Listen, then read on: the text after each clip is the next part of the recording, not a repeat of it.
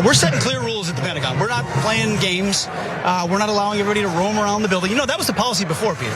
Yes, you can be in the press area, briefing room, but if you want to move around the building, you're going to have a badge. It's going to be clear. You're going to be escorted when you do so, and we have expectation that you're not soliciting classified or sensitive information. I think the American people see things like that as absolute common sense. The Pentagon press corps can squeal all they want. We're taking these things seriously. They can report. They just need to make sure they're following rules.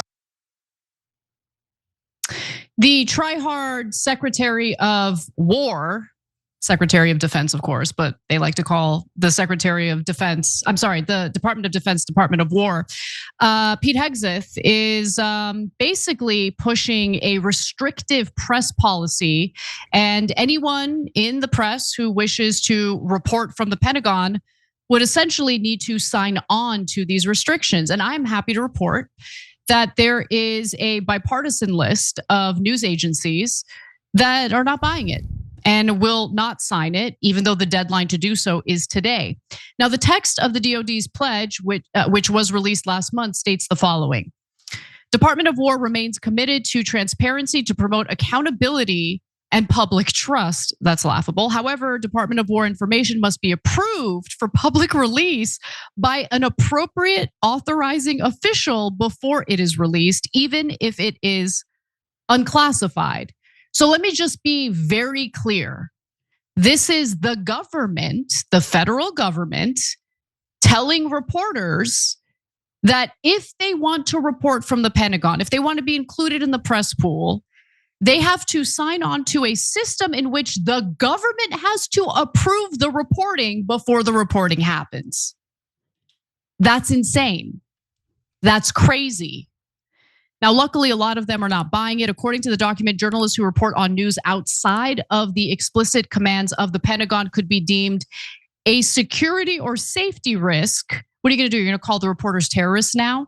Yep. And they could have their credentials stripped. So the move from Hegseth was met with a lot of backlash, a lot of criticism from media corporations who say that this effort goes against the Constitution's guarantee of freedom of the press.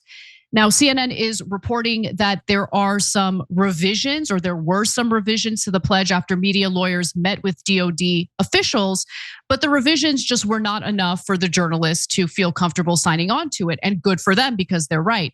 Last week, the Pentagon Press Association stated they appreciated that the revised policy issued Monday no longer asked journalists to express agreement to maintain access to Pentagon facilities.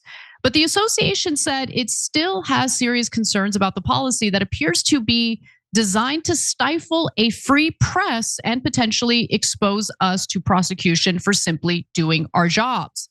The revised policy expands the prohibitions on journalists from not just accessing unauthorized information, but also soliciting it. Soliciting or encouraging government employees to break the law falls outside the scope of protected news gathering activities, the policy said. Now, look, media outlets were told that they had until today, Tuesday, 5 p.m. to sign on, or they would essentially have to return their credentials and clear out the Pentagon. I would clear out the Pentagon so fast. Like, oh, wow, I'm not going to be able to sit in on the press briefings from the Pentagon spokespeople who just lie to our faces anyway. What will we do? So pretty much every media outlet has signaled that they are not going to sign this agreement, including, and pay close attention to how bipartisan this is, for lack of a better word. Newsmax, right wing, CNN, Reuters, the Associated Press, the New York Times, Washington Post, the Atlantic, NPR, and more.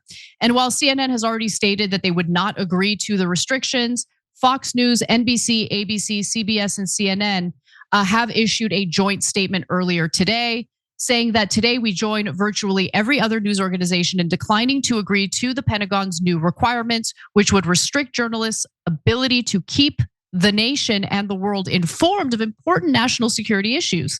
The policy is without precedent and threatens core journalistic protections.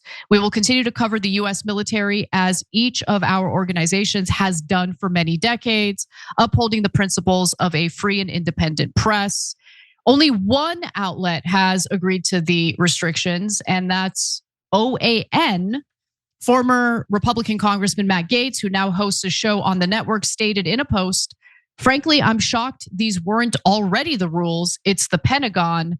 OAN is happy to follow these reasonable conditions grounded in care for our national security."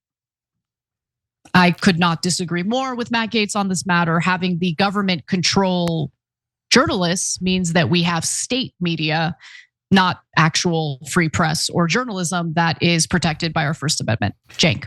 So speaking of state media, I was talking to somebody that was familiar with the Chinese mainland, right? And knows folks who live there. And they said, totally unrelated to any of this, that, oh yeah, all that anybody watches in China is online videos. They never watch TV. And I said, oh, that's interesting. Why? Why do they never watch TV? And they said, well, because TV is controlled by state propaganda. So it's totally useless. Why would you bother listening to the propaganda that the government's putting out that you know is false? So you just go online instead, right? So that's what they're trying to turn this country into. So, and by the way, in a lot of ways, they've done that in a much more sophisticated way. But credit to the mainstream media here, at least they're fighting back against the Pentagon here and not bowing their heads. So I give them credit for that. And I think that, this is, again, unfortunately, the Israelification of our country. Why? Did Israel ask for this? No. To my knowledge, they have nothing to do with this. But CNN and other news organizations do run all of their stories about Israel through their Israel Bureau, and Israel either approves or doesn't approve before they run it. So to be fair to Hegseth and Trump and this administration, they must have thought, well, if all the news organizations are gonna have their news stories about Israel pre-approved by Israel, why can't they get pre-approved by us about stories about us? Well, it was never a good idea for them to allow Israel to do that either, right? So please stop adopting their terrible ideas. So I'm worried about that as well. But there might be a silver lining here, Anna, and you kind of hinted at it. Look, all these reporters are so obsessed with access, but that access is access to someone who has an agenda. And so almost all the leaks come from people who want to push an agenda, and the reporter then helps them with that agenda by not explaining why they got the leak and what the purpose of the leak is. And they hide that from their readers, and I think and their viewers, and I think it's a huge problem. So maybe if they stop obsessing about access journalism, they might actually be much better at covering the Pentagon. I totally agree. Look, these government agency press conferences are useless. They really are. I mean, the whole point of the White House press secretary, for instance, whether you're talking about Karine Jean-Pierre or Caroline Leavitt, is to protect the administration, to defend the administration and its policies, and to provide cover for policies that have gone awry or has led to backlash among the American people.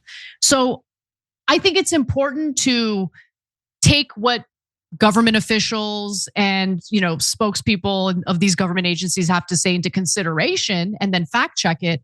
But for the most part, if you're just relying on being part of the Pentagon press pool in order to do your reporting on foreign policy, well, your reports are going to be dog crap. They just are.